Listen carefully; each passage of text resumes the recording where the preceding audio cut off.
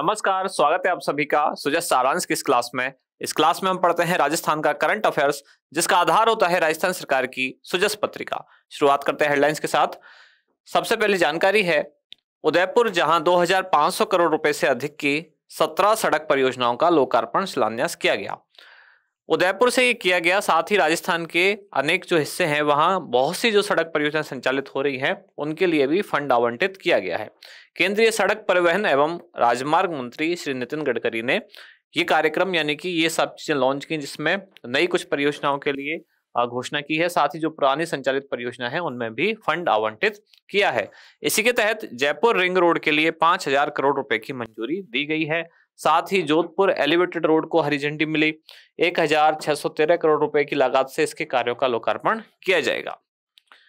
इसके बाद आगे है राजमार्गों के विकास से राजस्थान में औद्योगिक विकास को गति मिलेगी, केंद्रीय सड़क परिवहन मंत्री ने ऐसा कहा।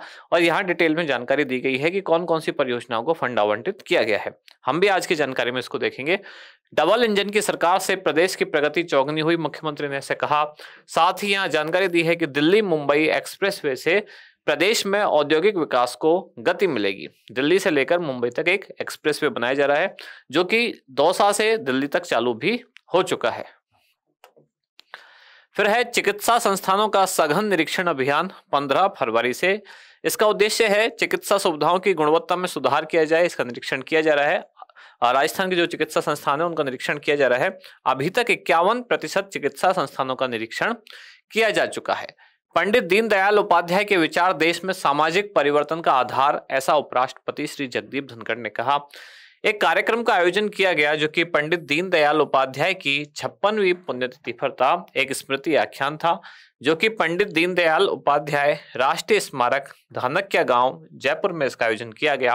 अब इससे संबंधित जानकारी यहाँ दी गई है कि अंत्योदय के भाव से पिछले एक दशक में देश में अभूतपूर्व विकास हुआ है। अंत्योदय यानी कि समाज का जो सबसे पिछड़ा वर्ग है, जो सबसे अंतिम व्यक्ति है, उसके भी उत्थान में काम किया जाए, उसका भी उदय किया जाए, अंतिम व्यक्ति का उदय। भारत विश्व की 5 बड़ी अर्थव्यवस्थाओं में शामिल हुआ है और मजबूत विदेशी मुद्रा भंडार हमारी आर्थिक उन्नति को दर्शाता है। यहाँ बताया गया है कि पिछले कुछ दशकों में भारत ने क्या क्या चीजों में प्रगति की है। देश का अमृत काल हमारे लिए गौरव काल है। महिलाओं के हित में लाया गया नारी शक्ति वंदन अधिनियम, साथ ही डिजिटल ट्रांजेक्शन विश्व में भारत ने अपनी एक मजबूत पहचान इसके आधार पर बनाई है। आरपीएससी, जहां आरटीआई की प्रथम अपील 1 जुलाई से ऑनलाइन ही ली जाएगी। अभी जो अपील होगी आरटीआई वाली 1 जुलाई के बाद से केवल ऑनलाइन ही आप इसको कर सकते हैं, अभी ऑफलाइन बंद कर दी जाएगी। बूंदी, जहां राष्ट्रीय निगम की योजनाओं के तहत साक्षात्कार 14-15 फरवरी को। जल जीवन मिशन, इसके तहत दौसा के 161 गांवों को सौगात मिली है। यहाँ पेयजल आपूर्ति की जाएगी। दौसा के 161 गांव और 2 कस्बे हैं जिनको जल जीवन मिशन के तहत आपूर्ति की जा रही है, जल की आपूर्ति की जाएगी। और राजस्थान पुलिस का एक विज्ञापन है, जैसे कि अगर कोई आपराधिक घटना किसी के साथ होती है तो वो ट्विटर के माध्यम से भी अपनी जानकारी पुलिस के साथ शेयर कर सकता है। ट्विटर पर हैशटैग लगा के @राज पुलिस हेल्प ये टैग करके अगर राजस्थान पुलिस को मैसेज करेंगे किसी आपराधिक घटना का, तो उसका संज्ञान पुलिस द्वारा लिया जाएगा।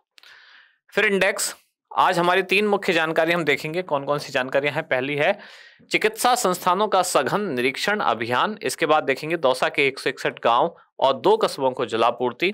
और फिर है राजस्थान विभिन्न सड़क परियोजनाओं का लोकार्पण शिलान्यास। सबसे पहले शुरुआत है चिकित्सा संस्थानों का सघन निरीक्षण अभियान। कब से कब तक चलेगा? 15 फरवरी से शुरू होकर 29 फरवरी 2024 तक यह अभियान संचालित होगा, जिसका उद्देश्य क्या है? कब है? 15 से 29 फरवरी। उद्देश्य क्या है? चिकित्सा संस्थाओं का अगर निरीक्षण किया जा रहा है तो उद्देश्य क्या है? चिकित्सा सुविधाओं में सुधार लाना। अब इसमें क्या क्या होगा? इसमें अभी तक राजस्थान के लगभग 51% चिकित्सा संस्थानों ऐसे हैं जिनका निरीक्षण किया जा चुका है। उद्देश्य क्या है? चिकित्सा सेवा में सुधार लाना। इसके लिए एक रैंकिंग सिस्टम भी विकसित किया जाएगा, यानी कि यहाँ के जो चिकित्सा संस्थान है उनको एक रैंक भी दी जाएगी, कौन सा सबसे अच्छा है, कौन सा उसके बाद आता है, ताकि इनमें एक प्रतिस्पर्धी भावना पैदा की जा सके।